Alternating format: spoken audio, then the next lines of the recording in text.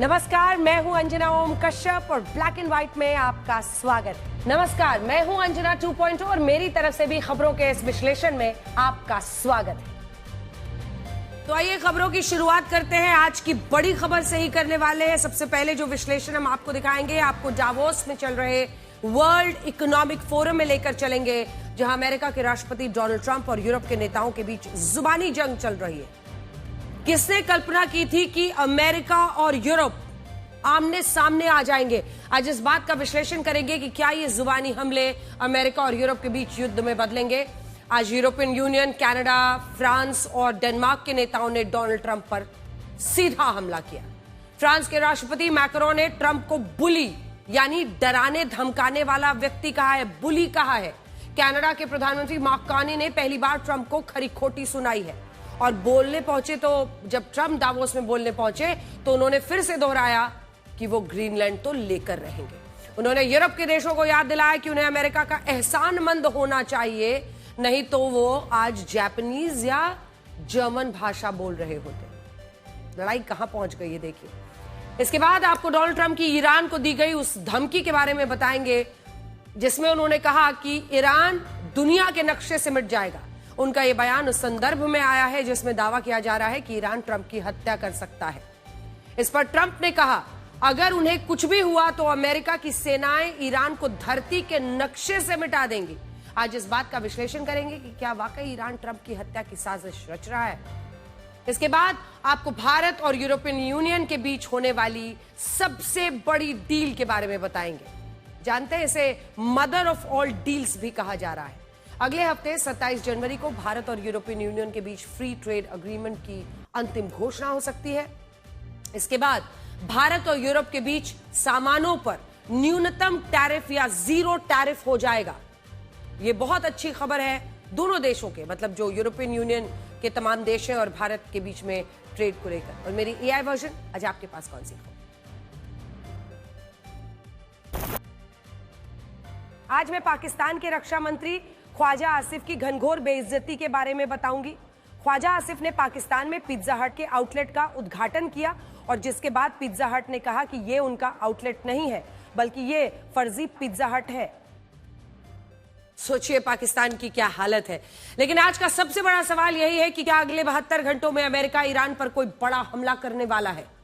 इस खबर से हम शुरुआत इसीलिए कर रहे हैं क्योंकि यह सवाल एक इंटरव्यू में राष्ट्रपति ट्रंप ने जवाब में धमकी दी कि अगर ईरान ने उन पर कोई हमला कराया, मतलब उन पर निजी तौर पर डोनाल्ड ट्रंप पर कोई हमला कराया या उनकी हत्या की साजिश रची गई, तो अमेरिका ईरान को दुनिया के नक्शे से ही मिटा देगा।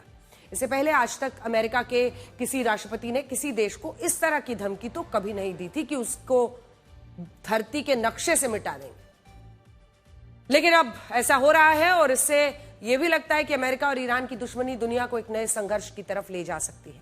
यह बात हम इसलिए भी कह रहे हैं क्योंकि अब यह संघर्ष अमेरिका और ईरान तक सीमित नहीं है, बल्कि अब यह लड़ाई निजी हो गई है। अब राष्ट्रपति डोनाल्ड ट्रंप और ईरान के सुप्रीम लीडर अयतुल्ला खामेनी खुल्लम खुल्ला एक दूसरे को धमकी दे रहे हैं। ईरान की सरकारी मीडिया पर 13 जुलाई 2024 के उन वीडियोस को चलाया जा रहा है जब पेनिसिल्वेनिया की एक चुनावी रैली में राष्ट्रपति ट्रंप पर जानलेवा हमला हुआ था। सरकारी चैनल पर यह बार बार चलाया जा रहा है और इस हमले में एक गोली, अगर आपको याद हो, डोनाल्ड ट्रंप के कान को छूते हुए निकल गई थी। ईरान का सरकारी मीडिया इस हमले की तस्वीरें दिखाकर अब खुल्लम खुल्ला कह रहा है कि उस वक्त तो राष्ट्रपति ट्रंप बाल बाल बच गए थे, लेकिन अब की बार ईरान का निशाना चूकेगा नहीं। और ईरान राष्ट्रपति ट्रंप को अपना सबसे बड़ा दुश्मन मानता है।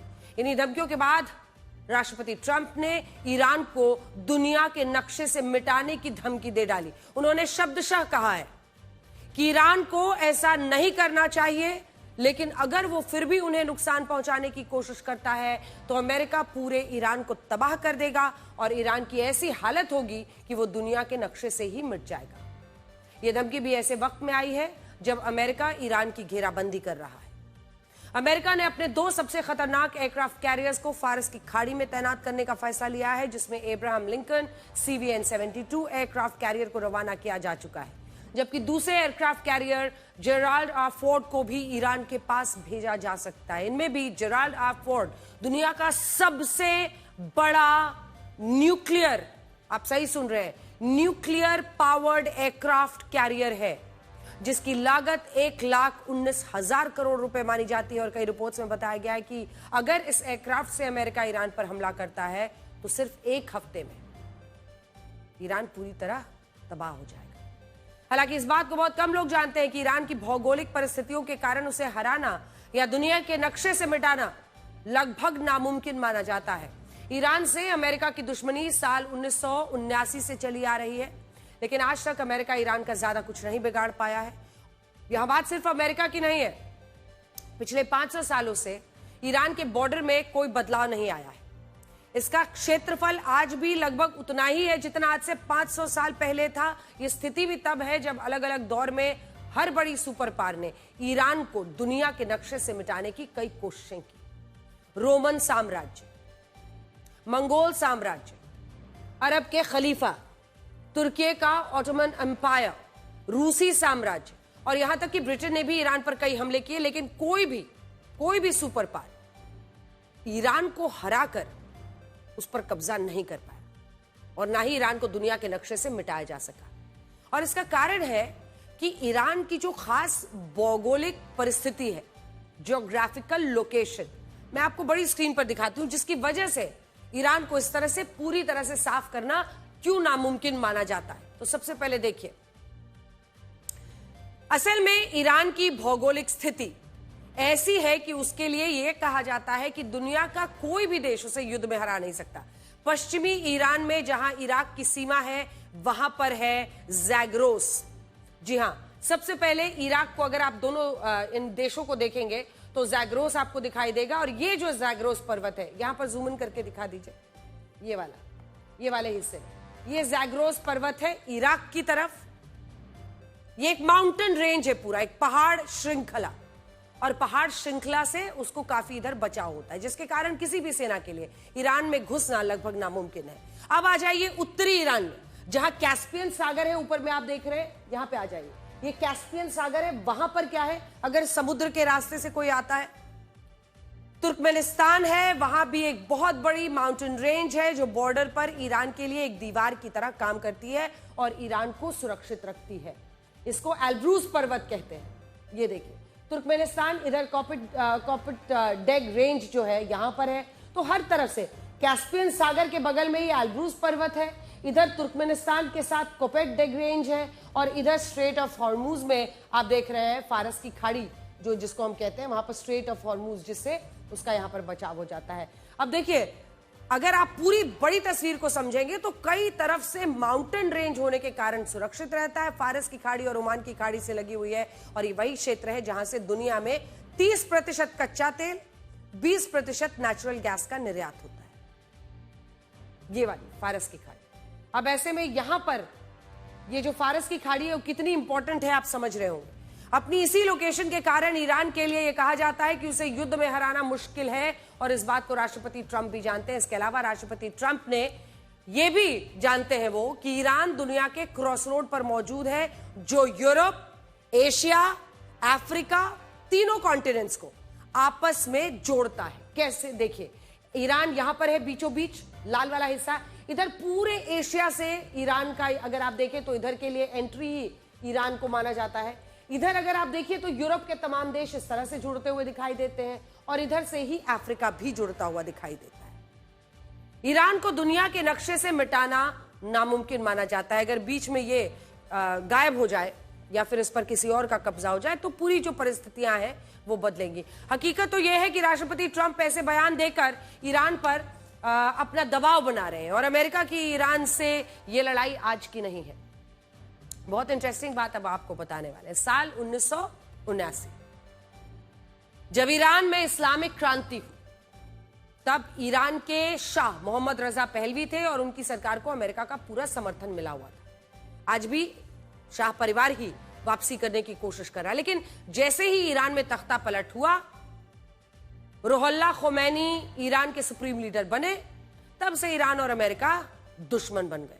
आपको यह भी जानकर हैरानी होगी कि उस दौर में ईरान को हराने के लिए अमेरिका ने इराक की मदद ली थी, और इराक के राष्ट्रपति सद्दाम हुसैन को अमेरिका पर इतना भरोसा था कि उन्होंने 8 साल तक ईरान से युद्ध लड़ा था, जो साल 1980 से लेकर 1988 तक चला।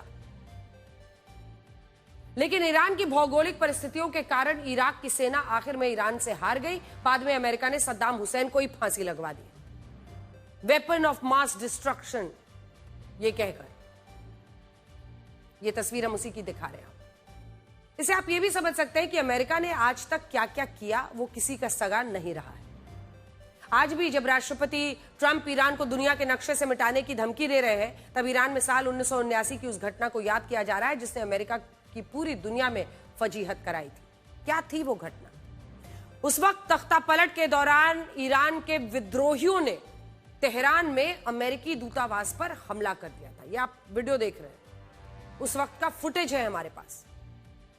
वहां मौजूद 52 लोगों को बंधक बना लिया गया था। ऐसे बांध बांध कर पट्टियां आंख पर उन सबको ले जाया जा रहा था। उस वक्त अमेरिका ने अपने इन बंधकों को बचाने के लिए एक सैन्य ऑपरेशन लॉन्च किया था और उसका नाम रखा था ऑपरेशन ईगल क्लॉ।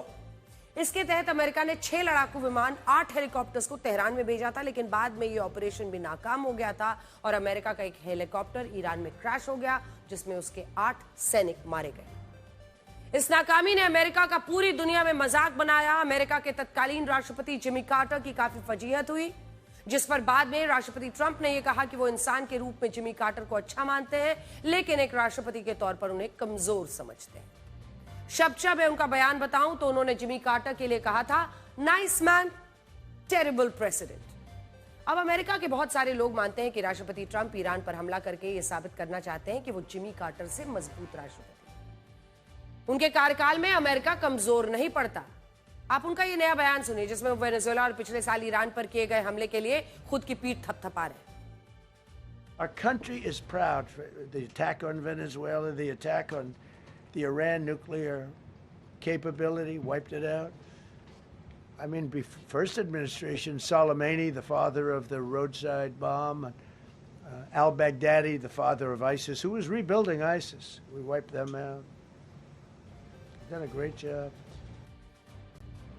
जिस वक्त ईरान का सरकारी मीडिया और उसके नेता राष्ट्रपति डोनाल्ड ट्रंप की हत्या कराने की धमकी दे रहे हैं और राष्ट्रपति ट्रंप ये कह रहे हैं कि वो ईरान को दुनिया के नक्शे से मिटा देंगे, तब उसी दौरान कुछ ऐसा हुआ है जो पूरी दुनिया को हैरान कर रहा है। राष्ट्रपति डोनाल्ड ट्रंप जिस एयरफोर्स 1 विमान से स्विट्जरलैंड के डावोस रवाना होने वाले थे, उस विमान में उड़ान के दौरान अचानक केबिन की कुछ लाइटें चलना बंद हो गई और इस तकनीकी खामी के कारण एयरफोर्स 1 विमान को यू टर्न लेना पड़ा और उसे वापस उसी जॉइंट बेस एंड्रूज हवाई अड्डे पर लाया गया जहां से उसने उड़ान भरी थी। इस घटना के बाद 2 सवाल उठ रहे हैं। पहला सवाल तो यह है कि राष्ट्रपति ट्रंप के जिस एयरफोर्स 1 विमान को एक किले जैसा सुरक्षित माना जाता है, उसमें तकनीकी खराबी आई कैसे? और दूसरा सवाल ये कि क्या वॉशिंगटन डीसी में कोई ऐसा फैसला होने वाला था जिसके कारण राष्ट्रपति ट्रंप का विमान अचानक यू टर्न लेकर आया और इन बातों को छिपाने के लिए बाद में विमान में तकनीकी खराबी होने का बहाना बनाया गया। इन 2 बातों पर अटकलें लगाई जा रही है। ऐसा हम इसलिए भी कह रहे हैं क्योंकि राष्ट्रपति ट्रंप की डावोस यात्रा बहुत महत्वपूर्ण रहने वाली है, जिसमें राष्ट्रपति ट्रंप यूरोप के नेताओं के साथ न सिर्फ ग्रीनलैंड के मुद्दे पर चर्चा करेंगे, बल्कि इसी यात्रा पर बोर्ड ऑफ पीस को भी अंतिम रूप दिया जाना है। राष्ट्रपति ट्रंप के एयरफोर्स 1 विमान को फ्लाइंग व्हाइट हाउस भी कहा जाता है, जिसे एक ऐसे किले की तरह डिजाइन किया गया है जिसे भेदना नामुमकिन है। उसकी ऊंचाई एक 6 मंजिला इमारत जितनी है और इसकी लंबाई एक फुटबॉल मैदान के बराबर। इसके अलावा इस विमान के अंदर 4000 वर्ग फुट की जगह है, जिसमें राष्ट्रपति ट्रंप के लिए खास कमरा है, मीटिंग करने के लिए कॉन्फ्रेंस रूम है और एक ऑफिस भी मौजूद है। इसके अलावा इस विमान पर एक ऐसी खास कोटिंग की गई है जिससे परमाणु हमले का भी इस पर असर नहीं होता और यह भी कहा जाता है कि आपात स्थिति में यह विमान हवा में उड़ने वाले एक बंकर की तरह काम करता है। और साल 2001 में जब 9/11 का आतंकी हमला हुआ था, तब इस विमान को तत्कालीन राष्ट्रपति के कमांड सेंटर की तरह इस्तेमाल किया गया था और इसीलिए आज जब इसमें अचानक से खराबी आई तो लोग काफी हैरान रह गए। सोशल मीडिया पर चर्चा शुरू हो गई कि क्या इस विमान में आई मामूली खराबी का दावा गलत भी हो सकता है। यहाँ एक और महत्वपूर्ण बात यह है कि राष्ट्रपति ट्रंप जिस दूसरे एयरफोर्स 1 विमान से डावोस के लिए रवाना हुए, उस विमान के रूट को इंटरनेट पर 1,12,000 लोगों ने सर्च किया और ये इस साल की पहली ऐसी फ्लाइट बन गई है जिसे फ्लाइट रेडार पर सबसे ज्यादा सर्च किया गया यानी ढूंढा गया है।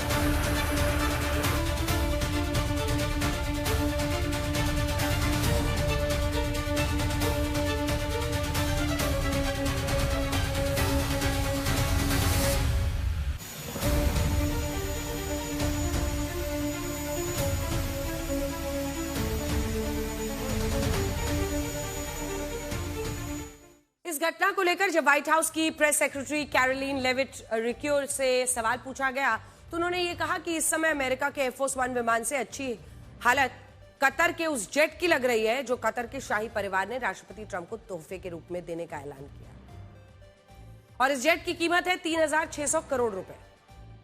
ये बात हमने आपसे पहले भी कही है कि राष्ट्रपति ट्रंप को अच्छा गिफ्ट, उनको खूब अच्छा लगता है कि उनकी तारीफ की जाए, उनकी चापलूसी हो, महंगे महंगे तोहफे दिए जाएं।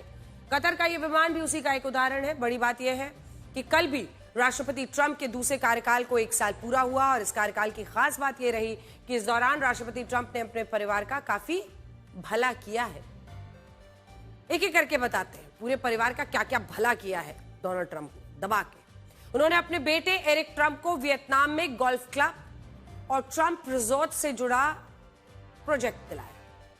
बेटे बैरन ट्रंप ने भी इसी दौरान नए रियल एस्टेट वेंचर की शुरुआत कर दी। बेटे डोनाल्ड ट्रंप जूनियर को भी अंतर्राष्ट्रीय रियल एस्टेट सेक्टर में कई प्रोजेक्ट्स मिले और राष्ट्रपति ट्रंप का परिवार क्रिप्टो करेंसी का तो बिजनेस जो करता है उसमें भी कई करार हुए। इससे यह पता चलता है कि इस 1 साल में राष्ट्रपति ट्रंप ने अपने परिवार का तो पूरा ध्यान रखा। ट्रंप के टैरिफ का बोझ, यह कैसा विषय है? वो कहते हैं कि टैरिफ से अमेरिका एक बार फिर महान बनेगा। मेक अमेरिका ग्रेट अगेन, मागा अगर फिर से करना है तो उसका एक ही रास्ता है, वो है दूसरे देशों पर टैरिफ, टैरिफ पर टैरिफ, टैरिफ की धमकी, फिर टैरिफ लगाना, फिर टैरिफ जोड़ना, फिर टैरिफ और आगे बढ़ाना। टैरिफ से अमेरिका एक बार फिर महान बनेगा, ये बार बार वो बोलते रहे, लेकिन हकीकत ये है कि इस टैरिफ का सबसे ज्यादा बोझ अमेरिका के लोगों पर पड़ रहा है। जर्मनी के एनालिस्ट ग्रुप ने एक नई रिपोर्ट जारी की है जिसका नाम है कियल institute for world economy report और इसमें बताया गया है कि राष्ट्रपति ट्रंप ने दुनिया के जिन देशों पर रेसिप्रोकल टैरिफ लगाया उन देशों ने अपने सामान की कीमतों में कोई कटौती नहीं की और इसके कारण टैरिफ का सारा बोझ अमेरिका के आम लोगों को उठाना पड़ा। इस रिपोर्ट के मुताबिक बढ़े हुए टैरिफ का 96% बोझ अमेरिका के आम लोगों ने उठाया, आम लोगों ने, और सिर्फ 4% बोझ उन देशों की कंपनियों पर पड़ा जिन पर राष्ट्रपति ट्रंप ने टैरिफ बढ़ाया था। पिछले साल जब राष्ट्रपति ट्रंप ने टैरिफ बढ़ाने की घोषणा की थी तब हमने इसी शो में आपसे कहा था कि इसका बोझ आखिरकार अमेरिका के लोगों पर ही पड़ेगा। 96%। आज ये डेटा बता रहा है ना, आज उन लोगों को जो हमारे पीछे पड़ गए थे, हमें इसके लिए निशाना बनाया गया था कि अब पश्चिमी देशों के थिंक टैंक जब खुद बता रहे हैं तब शायद इन लोगों की अक्ल पर से परत हटे, क्योंकि आज ये थिंक टैंक जो विदेशों में है वो भी ये बता रहे हैं कि 96% टैरिफ बढ़ाने का बोझ अमेरिकी लोगों पर पड़ा है और जिन देशों पर बढ़ाया डोनाल्ड ट्रंप ने उन पर 4% उसका असर हुआ है। खैर, आगे बढ़ते हैं और आपको ये बताते हैं कि क्या अमेरिका और यूरोप के बीच छिड़ी जुबानी जंग अब विश्व युद्ध में भी बदल सकती है। अब से कुछ देर पहले राष्ट्रपति ट्रंप ने स्विट्जरलैंड के डावोस में वर्ल्ड इकोनॉमिक फोरम को संबोधित किया जिसमें उन्होंने कई बड़ी बातें कही। सबसे पहले उन्होंने ये कहा कि बतौर राष्ट्रपति उनका पहला साल शानदार रहा, अमेरिका के लोग उनके काम से खुश हैं, जबकि कल ही हमने आपको दिखाया था कि उनकी जो अप्रूवल रेटिंग्स है वो बहुत तेजी से गिरी हैं। दूसरा, उन्होंने कहा कि ग्रीनलैंड की सुरक्षा अमेरिका के अलावा कोई और देश कर ही नहीं सकता और अमेरिका ग्रीनलैंड पर कब्जे के लिए ताकत का इस्तेमाल नहीं करेगा। तीसरी बात, उन्होंने ये कही कि डेनमार्क ग्रीनलैंड पर अमेरिका के कब्जे का विरोध करके एहसान फरामोशी दिखा रहा है और वो ये भूल गया कि दूसरे विश्व युद्ध में अमेरिका ने ही उसकी संप्रभुता की रक्षा की थी। चौथा, उन्होंने ये कहा कि ग्रीनलैंड एक बर्फ का टुकड़ा है जिसे यूरोप अमेरिका को देने के लिए तैयार नहीं है। और राष्ट्रपति ट्रंप ये भी कहते हैं कि अमेरिका यूरोप के इस व्यवहार को भूलेगा नहीं, यूरोप गलत दिशा में जा रहा है। इसके बाद वो सोमालिया जैसे देशों को समुद्री डाकू बताते हैं। कनाडा जैसे देशों की भी आलोचना की। उन्होंने कहा कि कनाडा जैसे देश अमेरिका की वजह से चल रहे हैं। और इसी भाषण में राष्ट्रपति ट्रंप ये भी कहते हैं कि उन्हें नेटो पर भरोसा नहीं है। राष्ट्रपति ट्रंप को इस सम्मेलन में भाषण देने के लिए 45 मिनट मिले थे, लेकिन यहां भी उन्होंने मनमानी की। 45 मिनट की जगह 72 मिनट का भाषण दिया। कुछ उनके जो ज्ञान वाले आज बातें थी वहां पर, थोड़ा सुनिए आप भी। After giving NATO and European nations trillions and trillions of dollars in defense, they buy our weapons. We make the greatest weapons in the world, but now we're going to make them faster, much faster. You saw that. I put a cap on the salaries. Then I put no buybacks, no stock buybacks, no various other things that they were doing. The United States was then compelled. We did it. We felt an obligation to do it, to send our own forces to hold the Greenland territory. And hold it we did, at great cost and expense. They didn't have a chance of getting on it, and they tried. Denmark knows that. We literally set up bases on Greenland for Denmark. We fought for Denmark. We weren't fighting for anyone else. We were fighting to save it. अब तक तो राष्ट्रपति Trump को अगर आप देखिए, Greenland के मुद्दे पर यूरोप के नेताओं का अपमान कर रहे थे, लेकिन अब यूरोप के नेताओं ने भी राष्ट्रपति ट्रंप को निशाना बनाना शुरू कर दिया है। और इनमें भी सबसे पहला, सबसे बड़ा हमला फ्रांस के राष्ट्रपति इमैनुअल मैक्रोन की तरफ से हुआ। राष्ट्रपति मैक्रोन ने भी डावोस में वर्ल्ड इकोनॉमिक फोरम को संबोधित करते हुए ये कहा कि यूरोप ना तो गुंडागर्दी के आगे झुकेगा, ना ही किसी के डराने से, धमकाने से चुप होगा। और उन्होंने ये भी कहा कि फ्रांस और यूरोप ताकतवर देश की धौंस को चुपचाप स्वीकार नहीं करेंगे। ये बिल्कुल दादागिरी है, नहीं चलेगी। सुनिए। We do believe that we need more growth, we need more stability in this world. But we do prefer respect to bullies, we do prefer science to plotism, and we do prefer rule of law to brutality. You're welcome in Europe, and you are more than welcome to France. अलग ही style में Emmanuel Macron दिख रहे थे, पूरा aviators लगाकर। और राष्ट्रपति Macron का यह भाषण तब आया जब एक दिन पहले राष्ट्रपति ट्रंप ने उनके एक प्राइवेट मैसेज को सार्वजनिक कर दिया था और ग्रीनलैंड के मुद्दे पर डेनमार्क का समर्थन करने के लिए फ्रेंच वाइन्स, शैंपेन्स पर 200%, 200% टैरिफ लगाने की खुली धमकी दी थी। राष्ट्रपति मैक्रोन के इस भाषण के बाद बहुत सारे लोग ये भी पूछ रहे हैं कि उन्होंने अपने भाषण के दौरान ब्लू सनग्लासेस क्यों पहने थे। तो इसका कारण यह है कि हाल ही में राष्ट्रपति मैक्रोन की एक आंख में ब्लड वेसल्स फट गई थी और इस मेडिकल कंडीशन को सब कंजंक्टिवाइटल हैमरेज कहा जाता है। चोट हो, खांसी, छींक, बहुत ज्यादा हाई ब्लड प्रेशर हो या ब्लड थिनर की दवाई अगर कोई लेता हो तो उसके कारण हो सकती है। और इसी वजह से राष्ट्रपति मैक्रोन ने ब्लू सनग्लासेस लगाकर वर्ल्ड इकोनॉमिक फोरम को संबोधित किया। राष्ट्रपति ट्रंप को भी यह साफ संदेश दे दिया कि वो उनकी धमकियों से यूरोप अब डरने वाला नहीं। डेनमार्क के प्रधानमंत्री मेट फ्रेडरिक्सन ने एक कदम आगे जाकर मेटे फ्रेडरिक्सन ने राष्ट्रपति ट्रंप के लिए कहा कि यूरोप को ब्लैकमेल नहीं किया जाएगा। तो भाई अब तो यूरोप के देशों ने भी खुलकर जवाब देना शुरू कर दिया है।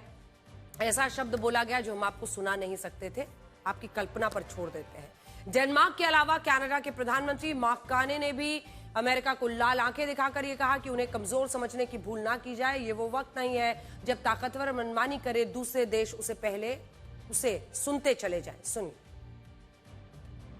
Great powers have begun using economic integration as weapons, tariffs as leverage, financial infrastructure as coercion, supply chains as vulnerabilities to be exploited.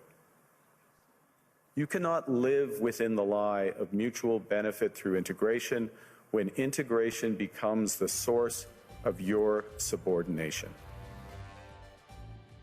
Belgium के प्रधानमंत्री बार्ट डे वीवर ने भी कहा कि जब ट्रंप रेड लाइन को पार कर रहे हैं तब यूरोप को खुद के लिए खड़ा होना होगा।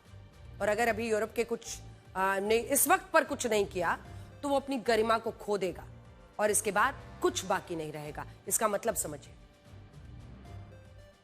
जबकि ब्रिटेन के प्रधानमंत्री कीर स्टारमर ने कहा कि ना तो वो अमेरिका के सामने झुकेंगे, ना ही ब्रिटेन टैरिफ की धमकियों से डरकर ग्रीनलैंड के भविष्य से कोई समझौता करेगा। और यूरोपियन यूनियन के अध्यक्ष उर्सुला वॉन डर लेयन ने भी अमेरिका की धमकियों का विरोध किया और यह कहा कि अगर अमेरिका यूरोप को चुनौती देगा तो उससे उन देशों को फायदा मिलेगा जो पश्चिमी देशों का विरोध करते आए हैं, यानी वो चाइना और अमेरिका का, रशिया का के कॉन्टेक्स्ट में ये बात कह रही हैं। इन बयानों से इतना तो स्पष्ट है कि अब यूरोप के देशों ने भी अमेरिका के खिलाफ खुलकर बोलना शुरू किया है। ऐसी स्थिति में अगर राष्ट्रपति ट्रंप ग्रीनलैंड के मुद्दे पर अड़े रहे तो इस टकराव को युद्ध का रूप लेने में ज्यादा देर नहीं लगेगी। इतिहास इस बात का गवाह है कि अब तक दुनिया ने जो 2 विश्व युद्ध लड़े वो दोनों युद्ध पश्चिमी देशों से ही शुरू हुए थे और इस बार भी पश्चिमी देशों में टकराव बढ़ता जा रहा है। इस सब के बीच बड़ी खबर, जो कि अच्छी खबर है हमारे लिए, अगले हफ्ते 27 जनवरी को भारत और यूरोपियन यूनियन के 27 देशों के बीच फ्री ट्रेड अग्रीमेंट की अंतिम घोषणा हो सकती है और यूरोपियन यूनियन के अध्यक्ष उर्सुला वॉन डर लेयन ने यह कहा है कि ये मदर ऑफ ऑल डील्स होगी। सुनिए। Right after Davos, the next weekend, I will travel to India. There's still work to do, but we are on the cusp of a historic trade agreement. Indeed, some call it the mother of all deals. One that would create a market of 2 billion people, accounting for almost a quarter of global GDP. And crucially, that would provide a first mover advantage for Europe with one of the world's fastest growing and most dynamic continents. Mother of all deals का मतलब जरा आपको बताते हैं। भारत और European union के बीच जो free trade agreement होगा वो डील सभी सौदों में सबसे बड़ी, सबसे निर्णायक, सबसे ऐतिहासिक डील होगी और ये वो डील है जिसका भारत और यूरोपियन यूनियन ने 19 सालों तक इंतजार किया है। इस फ्री ट्रेड अग्रीमेंट पर पहली बार साल 2007 में चर्चा शुरू हुई, लेकिन इसके बाद साल 2013 तक इस पर कोई अंतिम सहमति नहीं बनी। उसके बाद साल 2013 से 2022 के बीच इस समझौते को बुला दिया गया और ये लगने लगा कि भारत और यूरोपियन यूनियन के बीच फ्री ट्रेड अग्रीमेंट होना संभव नहीं। लेकिन बाद में मोदी सरकार ने इस पर 4 वर्षों तक चर्चा को जारी रखा और अब जाकर 27 जनवरी 2026 को इस समझौते का ऐलान होने वाला है। फ्री ट्रेड अग्रीमेंट को हिंदी में मुक्त व्यापार समझौता भी कहते हैं, जिसमें 2 देश आपसी सहमति से यह तय करते हैं कि उनके किन उत्पादों पर जीरो टैरिफ लगेगा और किन उत्पादों पर कम से कम यानी न्यूनतम टैरिफ लगाया जाएगा। ऐसा इसलिए किया जाता है ताकि उन दोनों देशों के बीच व्यापार को बढ़ाया जा सके। अभी भारत यूरोपियन यूनियन के साथ ऐसा ही फ्री ट्रेड अग्रीमेंट करने वाला है और ये इसलिए भी महत्वपूर्ण है क्योंकि भारत और यूरोपियन यूनियन में कुल 190 करोड़ लोग रहते हैं। 190 करोड़ लोगों का बाजार है ये। इनमें 145 करोड़ लोग भारत में, 45 करोड़ लोग यूरोपियन यूनियन में। ये पूरी दुनिया की 23% आबादी होती है, 23%। इसके अलावा दुनिया की अर्थव्यवस्था में भारत और यूरोपियन यूनियन की हिस्सेदारी 25% से ज्यादा है। यूरोपियन यूनियन को भारत की सबसे ज्यादा जरूरत है।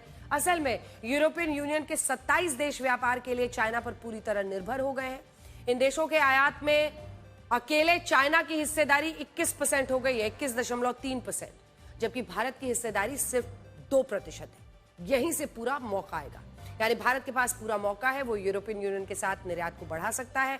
फ्री ट्रेड अग्रीमेंट के तहत मेड इन चाइना मार्केट को यूरोप के बाजार में टक्कर दे सकता है। भारत के लिए यह दाव इसलिए भी बड़ा है क्योंकि यूरोपियन यूनियन पहले से भारत के लिए सबसे बड़ा ट्रेड पार्टनर है, जबकि भारत यूरोपियन यूनियन के लिए उसका 9वां सबसे बड़ा ट्रेड पार्टनर। इसी असंतुलन को हमें सही करना है। अगर भारत यूरोप के देशों के लिए उनका दूसरा या तीसरा सबसे बड़ा ट्रेड पार्टनर बन जाता है तो हमें 27 देशों का एक बहुत बड़ा बाजार मिलेगा। इससे हमारे निर्यात में, हमारे एक्सपोर्ट में वृद्धि होगी। यूरोपियन यूनियन जिन उत्पादों का सबसे ज्यादा आयात करता है उनमें मशीनरी है, गाड़ियां हैं, खाने पीने का सामान है, केमिकल्स है, कच्चा तेल है, गैस है और अभी चाइना ने इनमें से ज्यादातर सेक्टर्स पर मजबूत पकड़ बनाई है। यूरोप के देश 97% मैन्युफैक्चरिंग प्रोडक्ट्स, 55% मशीनरी, गाड़ियां, 8% केमिकल्स सब चाइना से लेते हैं। और भारत को इन्हीं क्षेत्रों में अपनी जगह बनानी है। ऐसा नहीं है कि ये बहुत ज्यादा आसान होगा, भारत को इसमें बहुत मेहनत करनी होगी, अपनी उत्पादन क्षमता बढ़ाना होगा। इसी के साथ हम यूरोप के देशों को दवाइयां, मोबाइल फोन, डायमंड ज्यादा निर्यात करते हैं और इस क्षेत्र में भी फ्री ट्रेड एग्रीमेंट का फायदा उठाना होगा। इसीलिए इस डील को मदर ऑफ ऑल डील्स कहा जा रहा है। यहां यूरोप के देश ये भी समझ रहे हैं कि अब भारत एक बड़ी आर्थिक शक्ति बन रहा है, जो इटली, फ्रांस, जापान, ब्रिटेन जैसे देशों को पीछे छोड़कर चौथी सबसे बड़ी अर्थव्यवस्था बन जाता है और अब भारत को नजरअंदाज नहीं किया जा सकता। आपको ये बताते हैं कि पाकिस्तान ने एक बार फिर दुनिया को मजाक उड़ाने का मौका दिया। इंटरनेशनल बेइज्जती कैसे? इस बार मजाक का पात्र बने हैं पाकिस्तान के रक्षा मंत्री ख्वाजा आसिफ। दुनिया के किसी देश का रक्षा मंत्री अपने देश की सेनाओं को मजबूती देने के लिए रक्षा सौदों पर विचार करता है, सेना को कैसे ताकतवर बनाए उससे जुड़ा प्लान बनाता है। जैसे हमारे देश में देखिए, रक्षा मंत्री राजनाथ सिंह ने नागपुर में गाइडेड पिनाका रॉकेट सिस्टम को हरी झंडी दिखाई। जल्दी ही ये मिसाइल विदेशों में एक्सपोर्ट की जाएगी। आर्मेनिया ने तो इस रॉकेट सिस्टम को खरीदने में इच्छा भी जताई है। भारतीय रक्षा मंत्री कह रहे हैं कि भारत को हथियारों का हब बनाना है। सोचिए, भारत के रक्षा मंत्री देश की सुरक्षा को लेकर गंभीर है और एक है पाकिस्तान के रक्षा मंत्री ख्वाजा आसिफ। दिखाइए, क्या आपको मालूम है कि पाकिस्तान के रक्षा मंत्री इन दिनों क्या कर रहे हैं? वो अपने देश में दुकानों का उद्घाटन कर रहे हैं और मजे की बात यह है कि वो जिस ब्रांड की दुकान का उद्घाटन करने गए थे, नकली निकला। ख्वाजा आसिफ पाकिस्तान के सियालकोट में एक पिज्जा हट ब्रांड के उद्घाटन को लेकर विवादों में आ गए हैं। पाकिस्तानी उनका मजाक ये कहकर उड़ा रहे हैं कि उनका रक्षा मंत्री इतना खाली है कि वो दुकानों के उद्घाटन कर रहा है।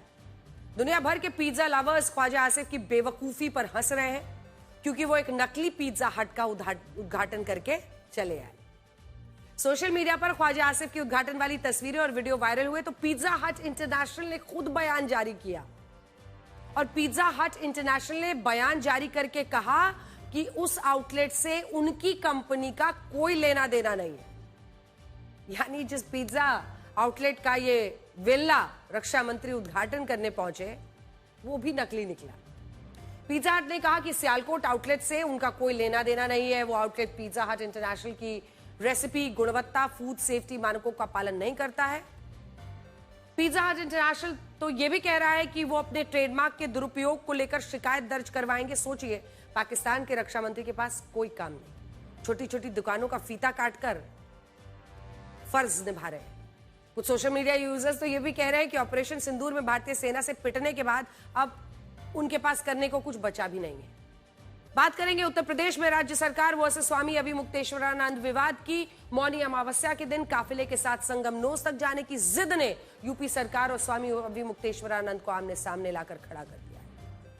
उस दिन मेला प्रशासन ने भीड़ का हवाला देकर स्वामी जी के काफिले को जबरन रोका और फिर इसके बाद अभिमुक्तेश्वरानंद ने मेला प्रशासन, पुलिस पर मारपीट के आरोप लगाए। कई वीडियोस भी सामने आए।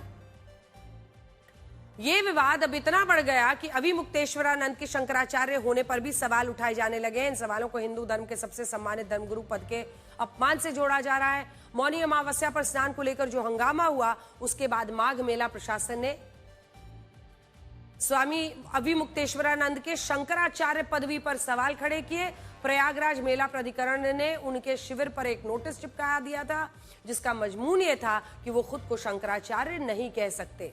माघ मेला प्रशासन के नोटिस में जगत गुरु शंकराचार्य के ज्योतिष पीठ विवाद पर सुप्रीम कोर्ट में चल रहे केस का जिक्र है।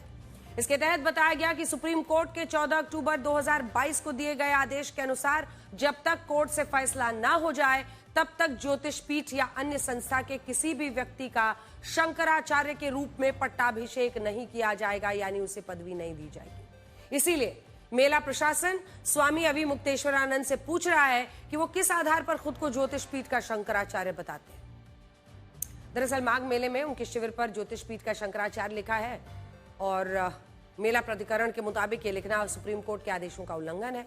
इस नोटिस को लेकर अभिमुक्तेश्वरानंद भड़क गए।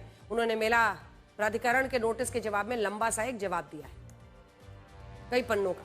उनकी तरफ से मेला प्राधिकरण को ईमेल आईडी से लेकर उसके दफ्तर तक 8 पन्नों का नोटिस भेजा गया। उन्होंने अनुयायियों ने तो प्राधिकरण के दफ्तर पर यह नोटिस चिपका दिया है। इस नोटिस में अभी मुक्तेश्वरानंद की शंकराचार्य पदवी पर किए गए संदेह को हिंदुओं की आस्था से खिलवाड़ बताया गया। इसमें लिखा गया कि स्वामी अभी मुक्तेश्वरानंद का पट्टाभिषेक 12 सितंबर को ही हो चुका था 2022 में। मेला प्राधिकरण का नोटिस स्वामी जी की गरिमा पर चोट है। नोटिस में मेला प्राधिकरण को चेतावनी दी गई 24 घंटे के अंदर अपना नोटिस वापस ले, क्योंकि अभी मुक्तेश्वरानंद के खिलाफ दायर केस में जाली दस्तावेज इस्तेमाल हुआ था और कोर्ट द्वारा दिए गए अंतरिम आदेश में पहले ही उनका पट्टाभिषेक किया जा चुका था, यानी उन्हें शंकराचार्य माना जा चुका है।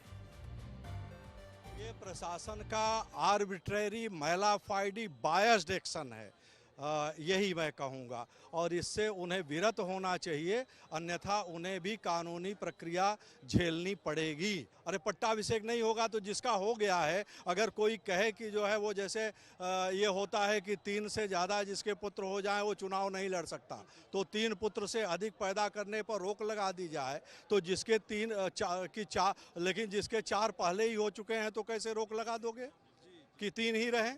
तो जिसका पट्टाभिषेक हो चुका है उसको 17 अक्टूबर लगाओ चाहे 50 अक्टूबर लगाओ, पट्टाभिषेक तो 12 सितंबर को ही हो गया है। ये सारा विवाद ज्योतिर्मठ की शंकराचार्य पदवी को लेकर है। इस विवाद को समझने के लिए आपको ये जानना जरूरी है शंकराचार्य की पदवी क्या है, हिंदू धर्म में इसका क्या महत्व है।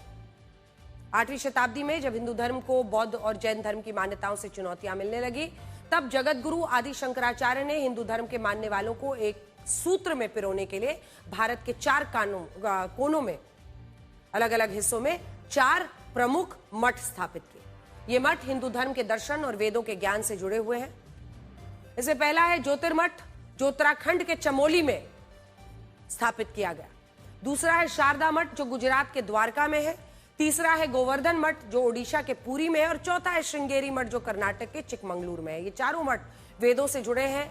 जैसे ज्योतिर्मठ अर्थवेद से जुड़ा है, इसी तरह गोवर्धन मठ ऋग्वेद से, शारदा मठ सामवेद से, श्रृंगेरी मठ यजुर्वेद के ज्ञान और दर्शन से जुड़ा हुआ है। ये चारों मठ संत परंपरा और हिंदू धर्म से जुड़े ज्ञान के केंद्र माने जाते हैं। इन मठों को संचालित करने वाले सर्वोच्च धर्मगुरु को शंकराचार्य कहा जाता है और एक तरह से मठ का सर्वोच्च पद है। फिलहाल ज्योतिर्मठ के शंकराचार्य स्वामी अभी मुक्तेश्वरानंद सरस्वती हैं। शारदा मठ के शंकराचार्य स्वामी सदानंद सरस्वती हैं। गोवर्धन मठ के शंकराचार्य स्वामी निश्चलानंद सरस्वती हैं। श्रृंगेरी मठ के शंकराचार्य स्वामी भारती तीर्थ हैं। चारों मठों में से सबसे ज्यादा विवाद ज्योतिर्मठ के इन्हीं स्वामी अभी मुक्तेश्वरानंद पर चलता रहता है और यह विवाद करीब 73 साल पुराना है, 73 इयर्स। ज्योतिर्मठ के शंकराचार्य पद के विवाद की शुरुआत 18 दिसंबर 1952 से मानी जाती है, जब उस वक्त के शंकराचार्य स्वामी ब्रह्मानंद सरस्वती ने वसीयत बनाकर अपने उत्तराधिकारी के तौर पर 4 नामों का सुझाव दे दिया था।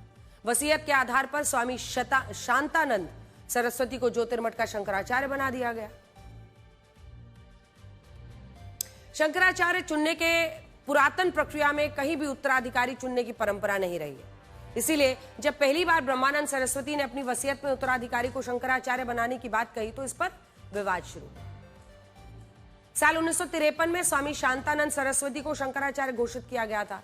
तब उस वक्त अन्य मठों के शंकराचार्यों और उनके शिष्यों ने उन्हें ज्योतिर्मठ का शंकराचार्य मानने से ही इनकार कर दिया। तर्क यह था कि जगत गुरु आदि शंकराचार्य द्वारा रचित मठामान्य जो महानुशासनम में वसीयत से उत्तराधिकारी की नियुक्ति के बारे में लिखा ही नहीं गया था, तो फिर वसीयत कैसे बनाकर किसी को कोई नियुक्त कर सकता है। संस्कृत भाषा में लिखे गए इस ग्रंथ में चारों मठों के प्रबंधन, उनकी नियुक्ति, कैसे काम होगा, इन सब के बारे में लिखा हुआ। मतलब ये कि ज्योतिर्मठ ही नहीं, किसी भी मठ के शंकराचार्यों की नियुक्ति वसीयत या उत्तराधिकारी परंपरा से नहीं की जा सकती, और अगर ऐसा हुआ है तो पुरातन परंपरा के हिसाब से गलत है। मठों के शंकराचार्यों की नियुक्ति को लेकर आदि शंकराचार्य ने अपने ग्रंथ में कुछ खास नियम बताए। इस ग्रंथ के अनुसार शंकराचार्य बनने के लिए सन्यासी जीवन में रहना जरूरी है। ग्रंथ कहता है कि शंकराचार्य केवल एक ब्राह्मण ही बन सकता है। कि वही व्यक्ति होगा जो तन मन से पवित्र होगा, इंद्रियों को वश में रखने वाला होगा, शास्त्रार्थ में निपुण होगा, चारों वेद का ज्ञानी होगा। सिर्फ यही नहीं, शंकराचार्य पदवी तभी मिलेगी जब हिंदू धर्म से जुड़े अखाड़ों के प्रमुख, आचार्य महामंडलेश्वर, प्रतिष्ठित संतों की सभा, काशी विद्युत परिषद की मान्यता मिलेगी।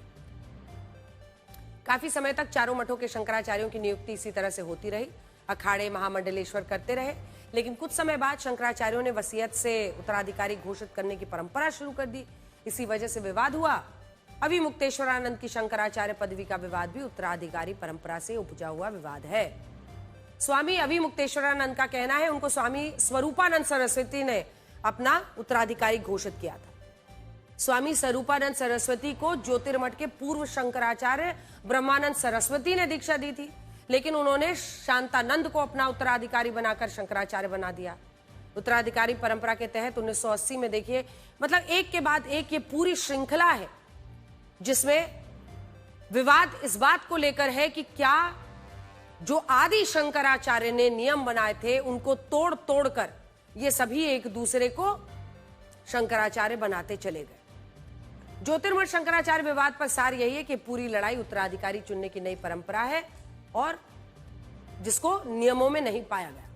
आज मैंने इस विवाद को लेकर ज्योतिर्मठ के शंकराचार्य अभिमुक्तेश्वरानंद, अखिल भारतीय संत समिति के महासचिव जितेंद्रानंद सरस्वती दोनों से ही बातचीत की। एक तरफ पक्ष, एक तरफ विपक्ष। सुनिए। असल सवाल तो यह है ना कि आपके पास मौका था। आप कहते हैं कि हाँ भाई पुलिस ने जानबूझ के मुझे टारगेट किया, योगी की पुलिस मुझे टारगेट कर रही है। आपके पास मौका था, आप एग्जाम्पल देते, एग्जाम्पल बनाते कि भाई ये पालकी में ही क्यों जाना है, आप मुझे अगर दिक्कत है मैं पैदल चल के चला जाऊंगा। गंगा जी और आपके बीच में कोई और क्यों आए? अच्छा सुनिए, पुलिस का काम पुलिस करेगी। क्या पुलिस का ये काम है कि छोटे छोटे वेद पाठी बटुकों को चोटी पकड़ करके उनको घसीट घसीट करके ले जाए और उनको उठा उठा करके पटके? क्या 84 साल के बुजुर्ग के ऊपर जूतों से प्रहार करे? क्या दंडी सन्यासियों को मारपीट करे? ये पुलिस का काम है? ये पुलिस का काम किया गया है? यहाँ पर जो किया गया है ये पुलिस का काम होता है? अच्छा, अब किस बात का अपमान हुआ? आप 2 नंबर पुल को तोड़ रहे हैं, आपके बटुक पुलिस की कॉलर पे हाथ डाल रहे हैं, मारपीट झगड़ा कर रहे हैं और आप रथ पर बैठ करके कह रहे हो कि आगे बढ़ो आगे बढ़ो और कह रहे हो कि अपमान हुआ है। कौन? यहाँ पुरी के शंकराचार्य जी भी हैं, सुमेरु पीठ के शंकराचार्य नरेंद्रानंद जी भी हैं, सभी अखाड़ों कई जगतगुरु यहाँ पे हैं। सभी चुपचाप नहाने गए, पैदल गए, नहा करके चले आए, किसी ने किसी को रोका टोका। शाही स्नान अर्धकुंभ और कुंभ में होता है। माघ मेले में आज तक कोई रथ और हाथी घोड़ा पालकी लेकर के नहीं गया नहाने। तुम्हें ही चुल ऐसी क्यों मची है भाई? उत्तर प्रदेश के अलग अलग शहरों में धर्म के नाम पर अतिक्रमण का खेल, सड़क से लेकर कॉलेज तक अवैध मजारे, अब इन पर लगातार बुलडोजर की कार्रवाई हो रही है। उत्तर प्रदेश के श्रावस्ती, बहराइच, आगरा, मुजफ्फरनगर में अवैध मजारों के खिलाफ प्रदर्शन के साथ कई जगह बुलडोजर एक्शन।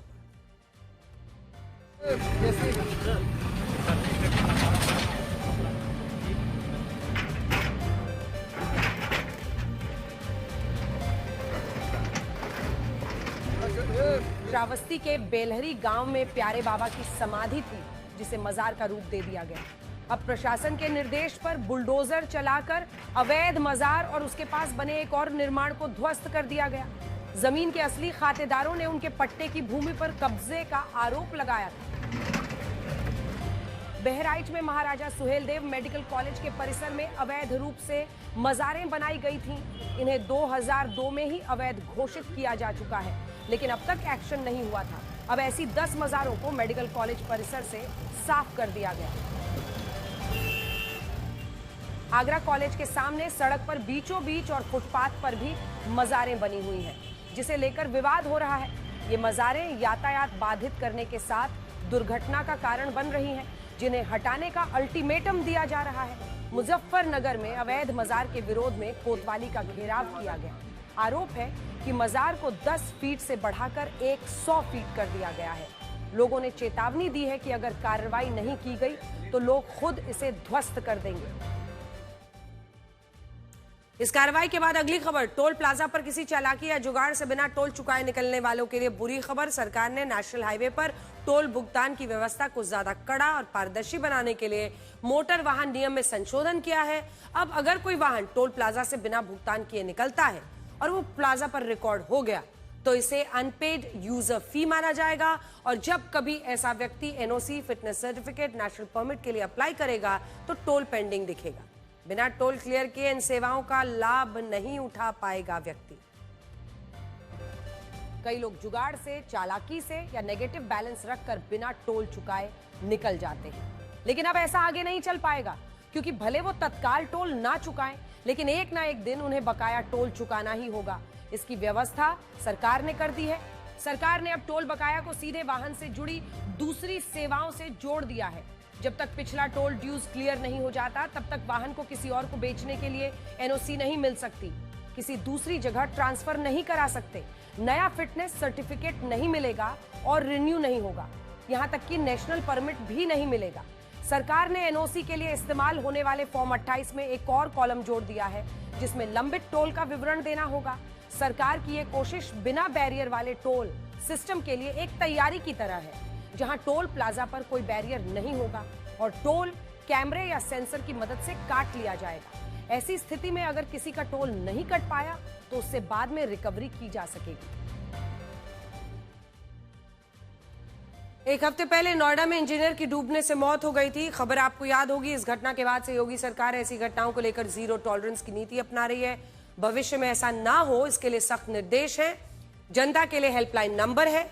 कंस्ट्रक्शन साइट्स, जो साइट्स है जहां पर निर्माण हो रहा है, कंस्ट्रक्शन साइट्स के ऑडिट के निर्देश दिए गए। नोएडा जैसी घटना दोबारा ना हो, इसके लिए प्रशासन ने एक नंबर जारी किया है। इस पर लोग टूटी सड़कों, पुलों, गड्ढों समेत असुरक्षित और खतरनाक जगहों की फोटो भेज सकते हैं। प्रशासन ने इस पर 24 घंटे के भीतर निरीक्षण और कार्रवाई का आश्वासन दिया है। नोएडा की सभी निर्माणाधीन और अधूरी साइटों का 24/7 सुरक्षा ऑडिट शुरू कर दिया गया है। मानक पूरे न होने पर इन पर सख्त एक्शन होगा। इसके अलावा खतरनाक गड्ढों पर स्थायी बैरिकेडिंग, चेतावनी संकेत, रिफ्लेक्टिव मार्कर और लाइट्स लगाने का आदेश दिया गया है।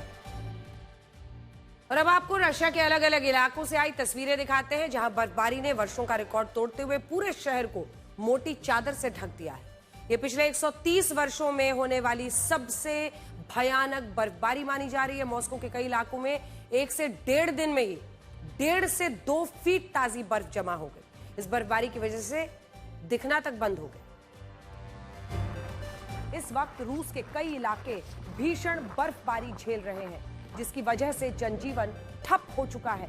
बर्फबारी की वजह से रिहायशी इलाकों में अपार्टमेंट के कई फ्लोर बर्फ से ढक गए। पूरे शहर को बर्फ की मोटी चादर ने ढक दिया। लोग घरों से निकलने के लिए खुदाई कर रहे हैं।